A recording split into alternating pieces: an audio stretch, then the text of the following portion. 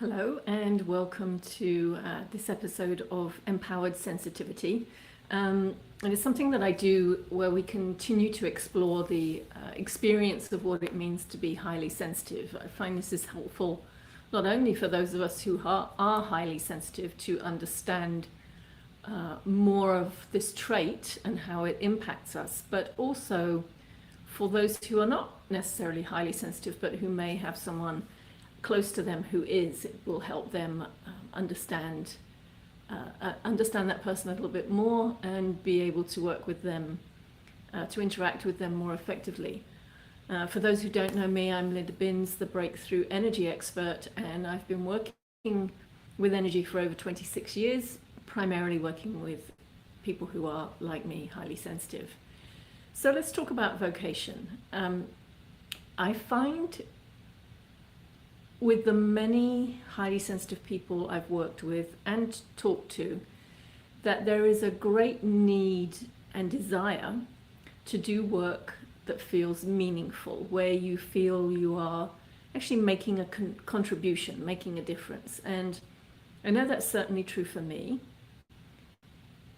For all the years when I worked in the corporate world, I never really knew what I wanted to do.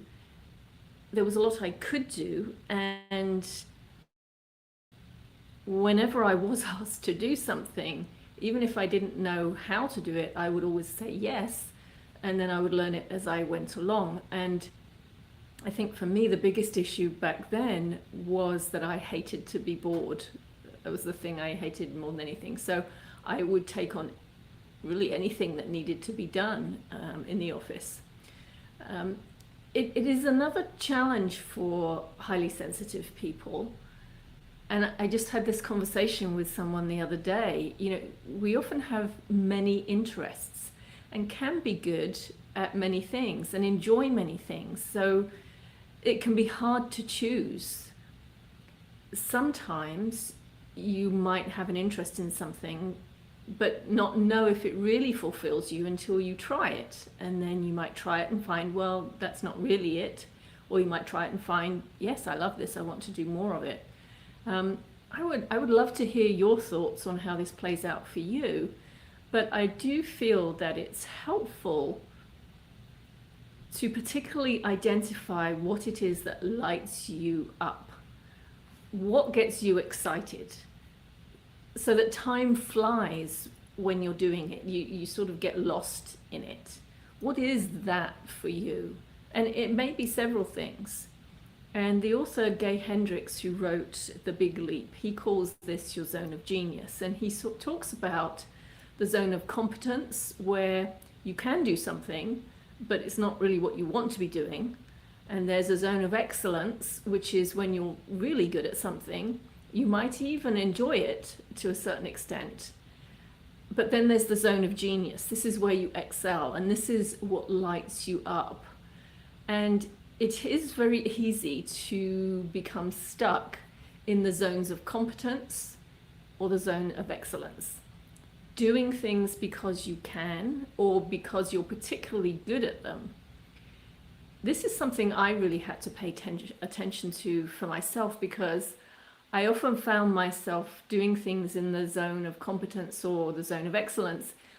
Continually doing these things, I realized, took me away from my zone of genius. I was putting more energy into those things. So I have a mantra now, which I use regularly, and it is, just because I can do something doesn't mean that I should, doesn't mean that that's the thing that's right for me to invest my time and energy in. So I am much more careful now about where I spend my time and energy. And ideally, the work that you do, whether you're an employee or if you have your own business, ideally, that will be in your zone of genius. So it will fulfill you, it will light you up, it will energize you, and you'll feel that you have purpose. Realistically, though, that's not always the case. Sometimes your zone of genius is not something that pays the bills, or you haven't figured out a way yet to make that happen.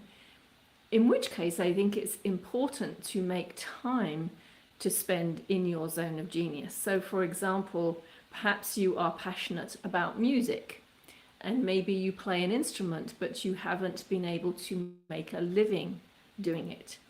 So you can work in a job that pays the bills, and ideally, at least that's something that you enjoy.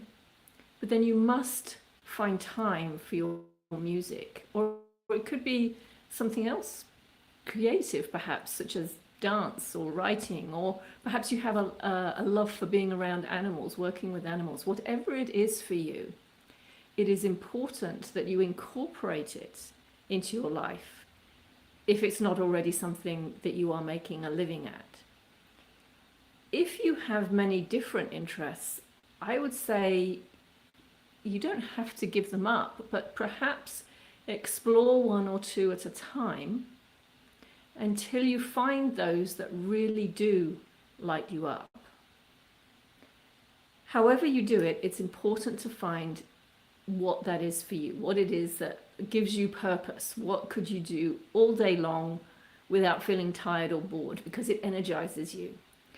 Perhaps there's a special skill or ability that you are gifted with.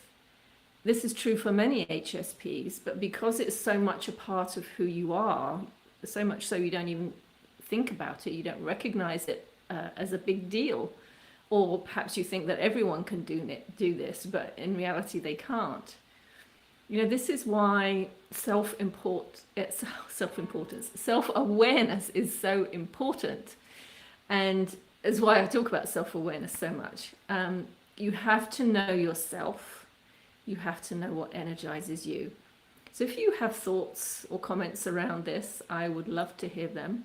I hope that you have found this helpful and perhaps thought-provoking. And I thank you for watching, and please do reach out and connect with me for more helpful content. Thank you.